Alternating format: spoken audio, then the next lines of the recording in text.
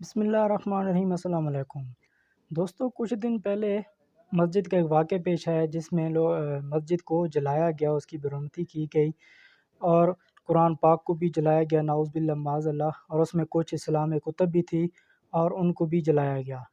تو دوستو، کچھ لوگ کہتے ہیں کہ یہ مسلمانوں کا کام ہے کیونکہ یہ مسلمان ہی ہیں، جو دہشت گرد ہیں، یہ بھی دنگا فساد پھیلاتے ہیں، تو ان کو یہ نظر نہیں آتا کہ یہ دنیا میں کیا ہو رہا ہے۔ تو ایک ہندو آدمی نے بہت ہی اچھی باتیں کی ہیں اور ڈاکٹر ذاکر نائک صاحب کا بھی جواب سنتے ہیں۔ تو چلیے دوستو، ویڈیو کو سٹارٹ کرتے ہیں۔ قرآن جلائی جائے گی تو ہم برداشت نہیں کریں گے، کیونکہ جو قرآن جلا سکتا ہے وہ کل کو گیتا بھی جلا سکتا ہے۔ اس لیے ایک ساتھ ہو کے آواز اٹھانے کی ضرورت ہے۔ میں کہتا ہوں میرا دھرم میرا ابھیمان ہے، سبھی کے دھرموں کا سمان ہے، نہ کوئی ہندو ہے نہ مسلمان ہے، سبھی انسان ہیں۔ میں کہتا ہوں بہار میں جس طریقے سے بہت پرانی مسجد تھی، اس کو جس طریقے سے جلایا گیا اور دنگا میں اس کو پربھاوت کر کے، اور وہاں تمام ایسے دھارمک گرنتھ کی کتابیں تھیں، قرآن جیسے پاک ہے، ایک رمضان مہینہ مسلمان سمدائے کا چل رہا ہے، کیا واقعی میں اس وقت میں اس قرآن کو جلانا، کیا یہ واقعی میں دیش کی سانسکرتک اور دیش کا پیار یہ کہتا ہے؟ یہ لوگ دیش میں ساماجک سوہارد بگاڑ کے اور اپنی راجنیتک روٹیاں سیکنا چاہتے ہیں۔ السلام علیکم، ڈاکٹر ذاکر نائک صاحب، میرا نام نیلیش آمبور ہے، میں اورنگ آباد سے آیا ہوں۔ میرا سوال یہ ہے سر آپ سے، آپ جب کسی ہندو گیتا یا وید کا حوالہ دے کر اگر آپ کچھ بولتے ہیں یا قرآن سے وہ ملتا ہے تو کیا اس کے اوپر ہم عمل کر سکتے ہیں؟ ابھی ڈاکٹر ذاکر نائک صاحب کا جواب سنیے بھائی گا۔ صاحب کا سوال ہے کہ جب میں گیتا کا حوالہ دیتا ہوں، وید کا حوالہ دیتا ہوں، دوسرے مذہبی کتابوں کا حوالہ دیتا ہوں، جب وہ قرآن سے ملتی ہے تو کیا ہم اس کے اوپر عمل کر سکتے؟ قرآن کی بات یا وید کی بات کریں یا گیتا کی بات؟ گیتا یا وید کی؟ گیتا یا وید۔ تو اگر جو چیز وید اور گیتا میں لکھی ہے اور جو قرآن سے ملتی ہے، کیا ہم ان پہ عمل کر سکتے ہیں؟ میرا کہنا یہ ہے کہ قرآن کو کہا گیا فرقان۔ فرقان مطلب وہ چیز جو سچ اور جھوٹ کے بیچ میں جو ڈفرنس ہے اس کو پہچانتی ہے۔ فرقان یعنی فرق، حق اور باطل کے درمیان جو فرق ہے اس کو پہچانتی ہے قرآن۔ جس طریقے سے میں نے کہا کہ کئی پیغمبر آ چکے محمد صلی اللہ علیہ وسلم کے پہلے، اسی طریقے سے قرآن میں لکھا ہے سورہ رعد میں سورہ نمبر 13 آیت نمبر 38 میں کہ ہم نے ہر دور میں ایک کتاب نازل کی ہے۔ نام سے صرف 4 کتابوں کا ذکر ہے، توراہ، زبور، انجیل اور فرقان، قرآن۔ لیکن اس آیت کے مطابق کئی کتابیں نازل کی گئی ہے، ان کا نام سے ذکر نہیں قرآن مجید میں۔ لیکن جتنی بھی کتابیں قرآن مجید کے پہلے آئے وہ صرف ایک امت کے لیے تھی، ایک گروہ کے لیے تھی، اور وہ سارا پیغام محدود تھا ایک وقت کے لیے۔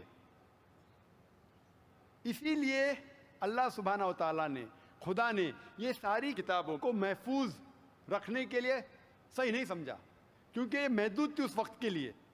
اسی لیے یہ جتنی کتاب پہلے نازل ہوئی وہ محفوظ نہیں ہے، نہ اس کی ضرورت ہے۔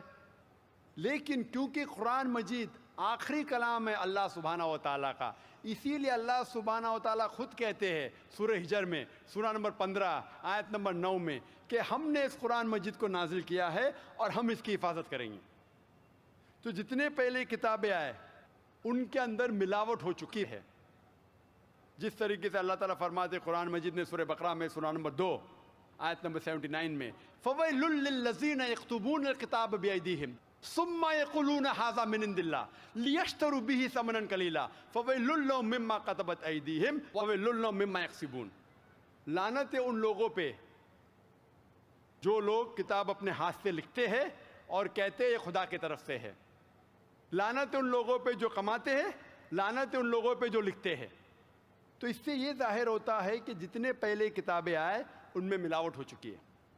یہ قرآن آخری کلام ہے اور کوئی بھی چاہے تو اس کو تبدیل کر ہی نہیں سکتا، خدا خود، اللہ سبحانہ و تعالیٰ خود اس کی حفاظت کریں گے۔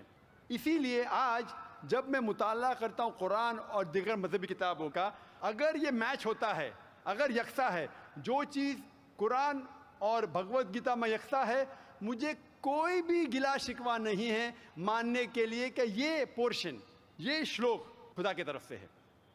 لیکن اگر قرآن سے نہیں ملتا ہے تو میں کہوں گا کہ ہو سکتا ہے، ہو سکتا نہیں، لیکن قرآن کے خلاف ہے تو میں کہہ سکتا ہوں کہ یہ خدا کا کلام ہے ہی نہیں۔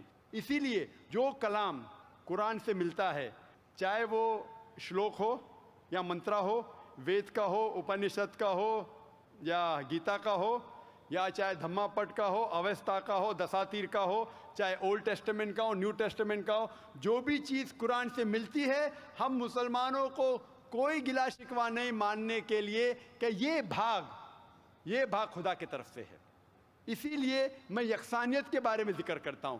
تو آپ کے لیے بھی میں کہتا ہوں کہ جو اختلاف کی باتیں ہیں اسے چھوڑ دو، جو یکسانیت کی باتیں ہیں، جو آپ کے کتاب میں لکھا ہے، ویدا میں لکھا ہے، پرانا میں لکھا ہے کہ آخری پیغمبر محمد صلی اللہ علیہ وسلم میں، تو آپ کے لیے فرض ہے کہ آپ بھی اس آخری پیغمبر میں مانیں۔ تو آپ آخری پیغمبر میں مانتے؟ ہاں آپ کی وید میں مانتے؟ ہو مانتے ہیں نا، آپ پرانا میں مانتے ہیں؟ ہو مانتے۔ تو میرے تقریر میں نے اتنے بار کہا اور اتنے حوالے دیا کہ آپ کی مذہبی کتابوں میں لکھا ہے کہ محمد صلی اللہ علیہ وسلم انتم رشی ہے۔ آپ کل کی پرانا پڑھیں گے تو ان کے والد کا نام لکھا ہے وشنو یاس عبداللہ، ان کے والدہ کا نام لکھا ہے سمتی آمنہ۔ وہ کہاں پیدا ہوئیں گے؟ سنبالا میں، مکہ میں، وہ چیف آف سنبالا میں، قریش کے خاندان میں، ساری چیزیں میں نے کہا۔ تو اب آپ مانتے ہیں کہ آخری پیغمبر محمد صلی اللہ علیہ وسلم ہے؟ ہو مانتے ہیں نا۔ ماشاء اللہ۔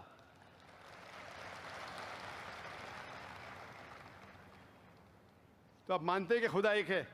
ہو بالکل، آپ مانتے ہیں خدا کی کوئی بھی پرتیما نہیں ہے بے شک، اور صرف خدا کی عبادت کرنا چاہیے؟ صحیح۔ تو آپ یہ مانتے ہیں کہ خدا ایک ہے اور محمد صلی اللہ علیہ وسلم آخری پیغمبر ہے؟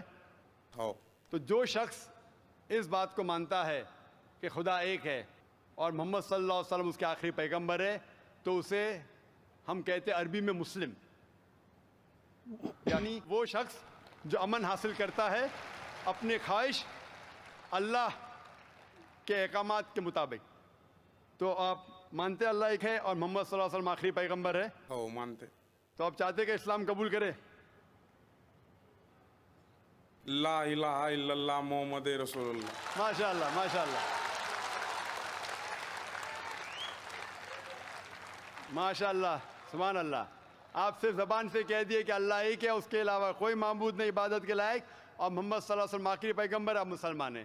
جس طریقے سے آپ نے سوال کیا مجھے شک ہو رہا تھا کہ ماشاء اللہ آپ مومن ہیں، اور میں دعا کرتا ہوں اللہ سبحانہ تعالیٰ سے کہ آپ کو انشاءاللہ اس دنیا اور آخرت میں سفلتا دے۔